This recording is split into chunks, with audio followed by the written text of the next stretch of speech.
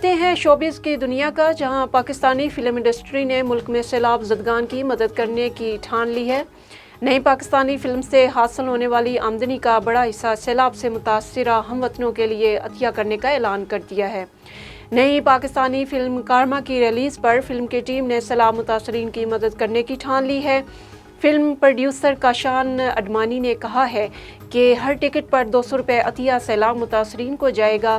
اداکارہ یالے سرحدی نے اپنے بیان میں کہا کہ اس فلم کی کمائی کا بڑا حصہ سیلاب متاثرین کی فلاح و بہبود پر خرچ ہوگا۔ اداکار عدنان شاہ کا کہنا تھا کہ سیلاب زدگان کی مدد کے لیے فنکار بھی کسی سے پیچھے نہیں ہیں۔ فلسطینی نژاد امریکی سپر ماڈل بیلا بھی پاکستان میں سیلاب سے ہونے والی تباہی میں اپنا کردار ادا کرنے سامنے آ گئیں، لیکن اس کے لیے امریکی ماڈل کو مشکل کا سامنا کرنا پڑ رہا ہے۔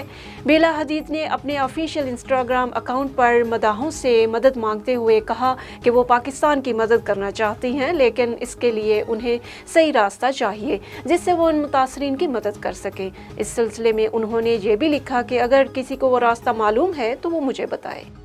ملک میں آنے والے بدترین سیلاب اور لامتناہی بارشوں کے باعث تباہی کے بعد سیلاب زدگان کے لیے چندہ جمع کرنے کے لیے معروف اداکارہ میرا کی نیو یارک کی سڑکوں پر پرفارمنس کی ویڈیو سوشل میڈیا پر وائرل ہو گئی۔